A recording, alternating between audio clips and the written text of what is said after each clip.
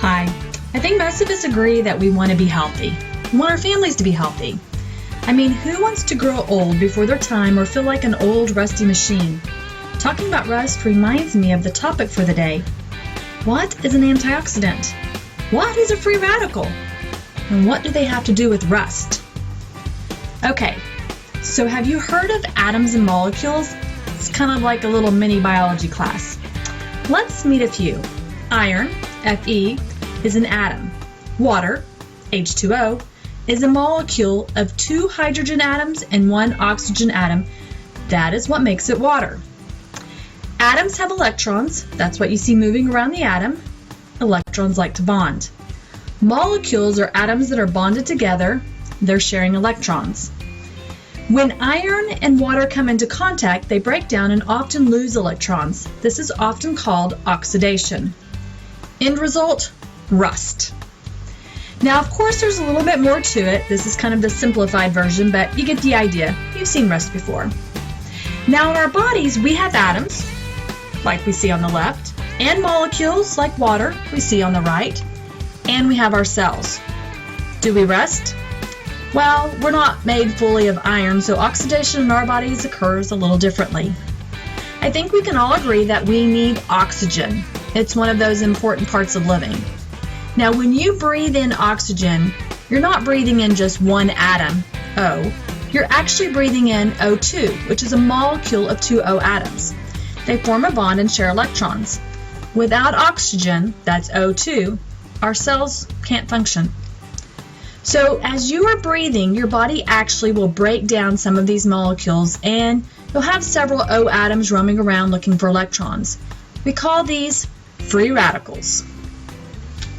Now, free radicals, or molecules with unpaired electrons, develop internally from metabolism, respiration, inflammation, and may develop externally from pollution, sunlight, x-rays, smoking, toxins we put in our body like processed foods and alcohol.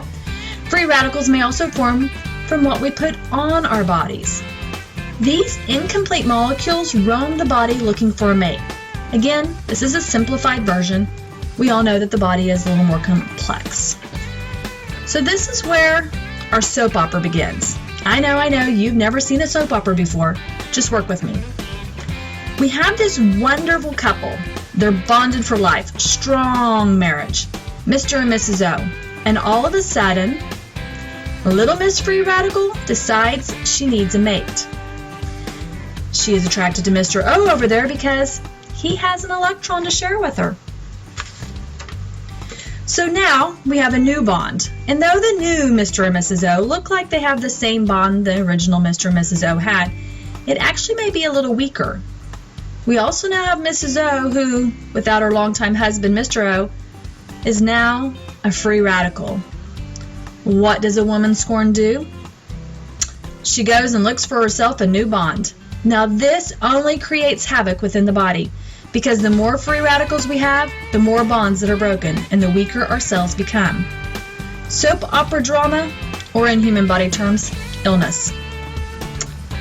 Let's rewind. Let's change channels. Let's say we have this awesome couple that are bonded for life, Mr. and Mrs. O, and we see Miss Free Radical coming our way. She'll do anything for that extra electron. But this time, our body has been eating right and has consumed what is known as antioxidants. Now, antioxidants is like the knight in shining armor. Even better, it's like the whole cavalry.